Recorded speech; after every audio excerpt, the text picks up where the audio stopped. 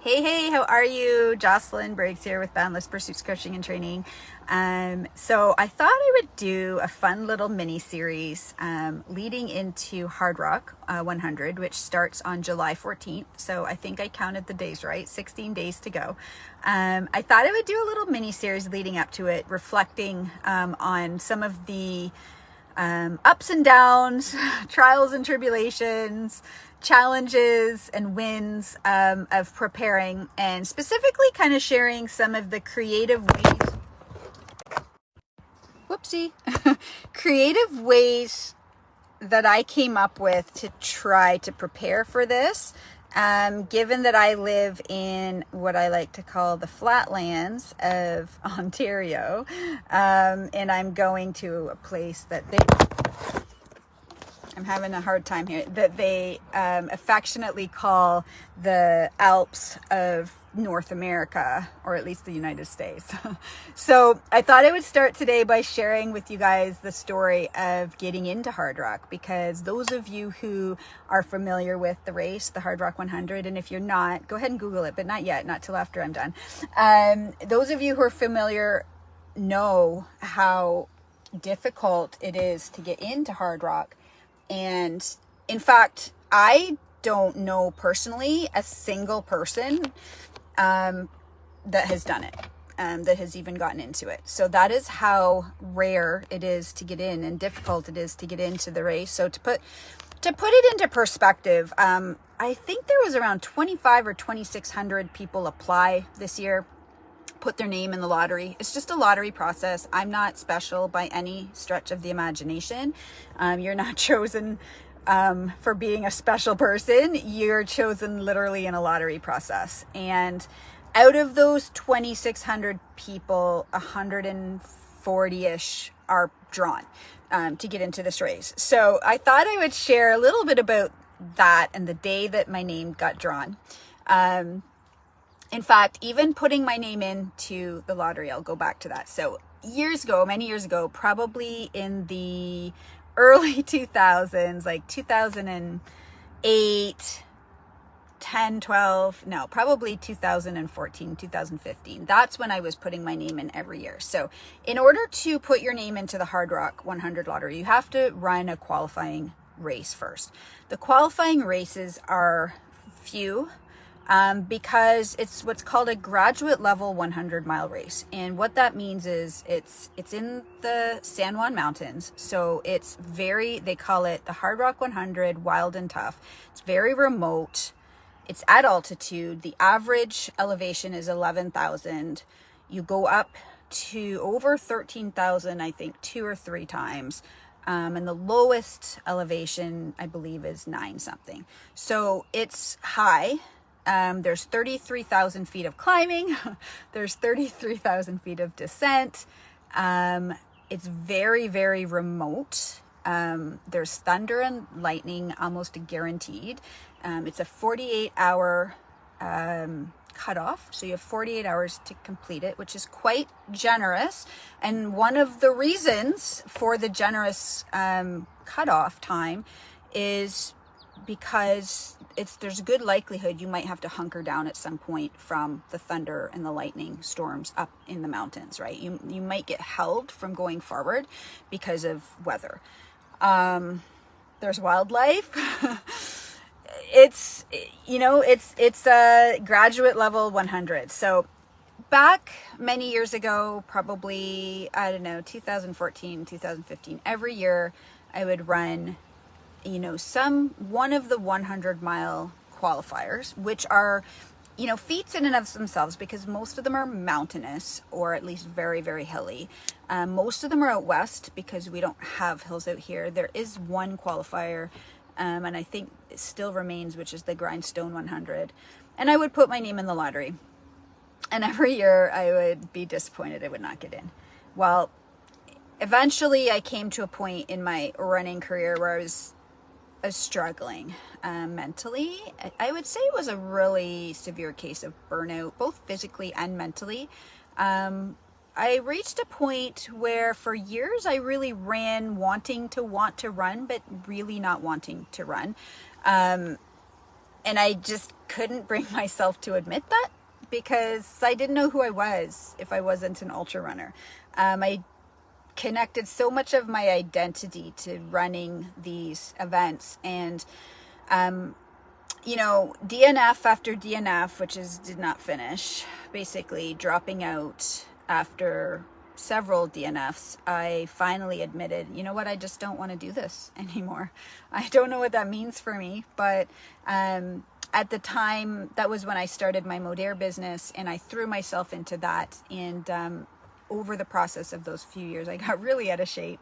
Then COVID hit, and I gained a whole bunch of weight, and I picked up drinking. I got really good at drinking wine every night, and, you know, just became a really kind of polar opposite version of who I was back then. But anyway, a lot of you know, last year I decided to find myself. I guess I had a midlife crisis, and I signed up for the Bigfoot 200. I put my name into this was also a lottery, and my name got selected, and I trained for and completed the first race I had completed since 2017.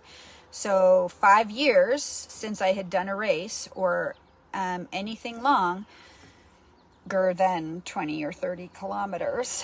I did the Bigfoot 200. Well, the Bigfoot 200 is a qualifier for Hardrock. So I thought, you know, maybe one day I'll be able to do Hardrock. So what the heck, I'm going to throw my name in the lottery. And I told my husband, and my husband said, when is that? And I said, it's mid-July. He said, no. You can't do a race in July. That's baseball season. July is the apex of baseball season. You know, we're leaving for Nashville tomorrow. We come home. There's, you know, it's tournament every single weekend. We're in Nashville, we're in Cleveland, we're in Pittsburgh, all in the same month. There's no room to go to Colorado and run the Hardrock 100. And I said, I know. It's fine. I'm not going to get in. Like, it's like guaranteed I'm not going to get in. I'm just going to put my name in, because that way, like, you collect tickets every time you don't get in. You know, you get to roll that ticket to the next lottery. So Bigfoot gets me 2 years of entries. So I thought, I'll put my name in this year, I'll put my name in next year. And I started planning my race season around not getting into Hardrock. Like, cause I promised my husband. Well, so I was at my friend Kathy's house to feed her cats. She was at Disney World, I think. And for some reason, as I pulled into her driveway, before I went in her house, I opened up my email to check my email. And there was an email confirmation that said, you know, it was a confirmation of Hardrock entry. I thought, well, that's impossible, because I know I didn't get in. So it must be a confirmation that they had held the lottery and I didn't get in. That's probably what it is. But I thought, like, is it? So then I went to my bank account to see, well, did I get charged?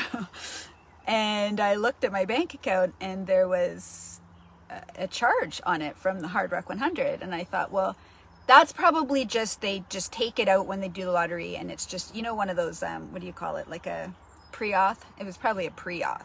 That's probably what it is. But my stomach was starting to turn a little bit. So then I went to the Hardrock website, and I pulled up the list of lottery names that had been pulled in the lottery. And there was Jocelyn Briggs from Whitby, Ontario. And I'm like, pretty sure it's not a different Jocelyn Briggs. And I shrieked. I'm like about to shriek now. Like, I still remember that moment. And Dixon was sitting beside me, and he's like, what? And I'm like, I got into Hardrock.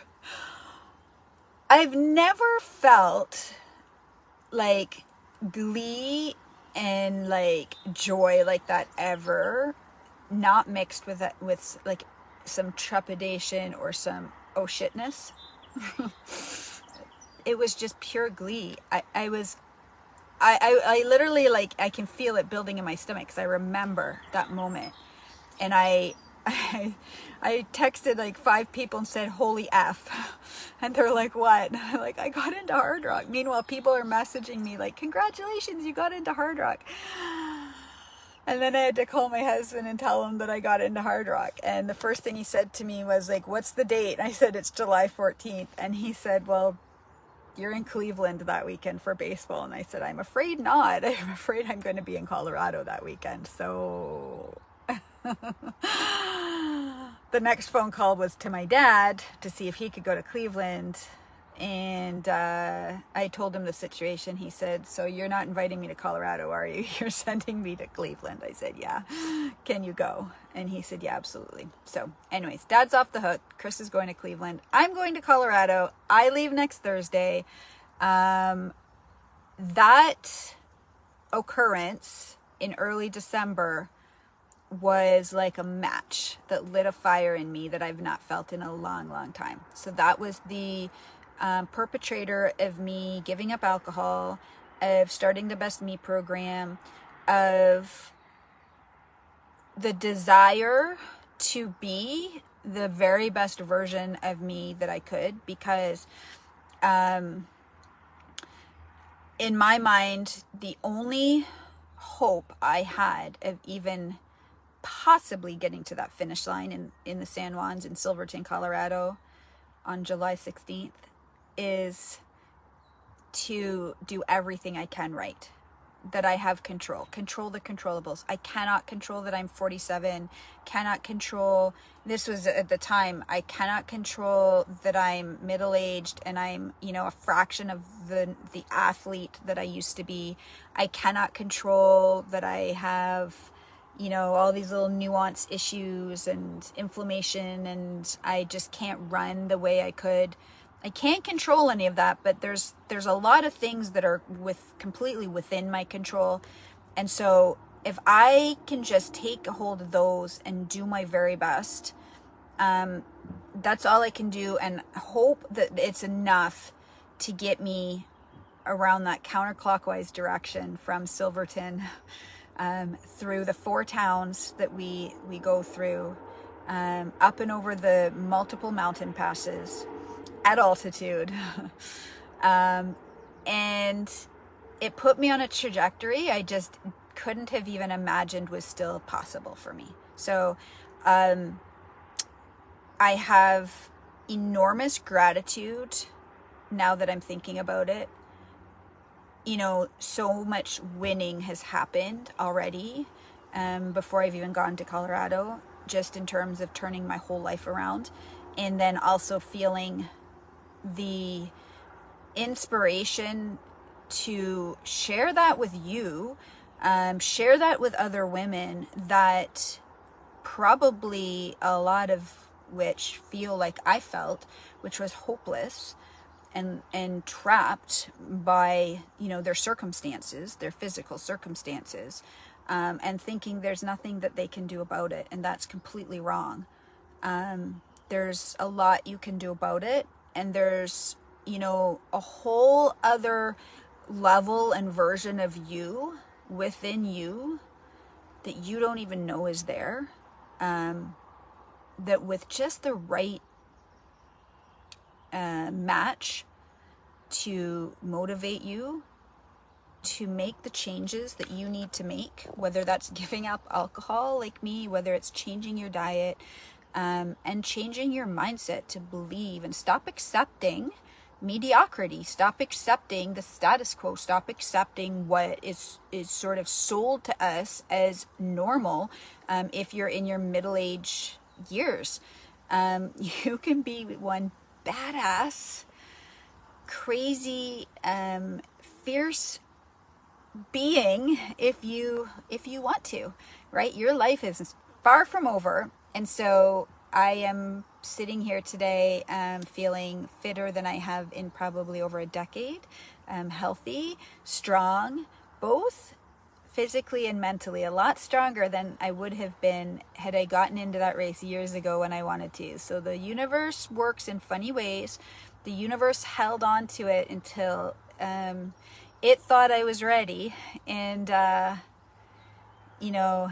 here we go. So that is my first edition of Countdown to Hardrock. So I will bring some more fun, nuanced details in the coming couple of weeks as we get closer to the start line.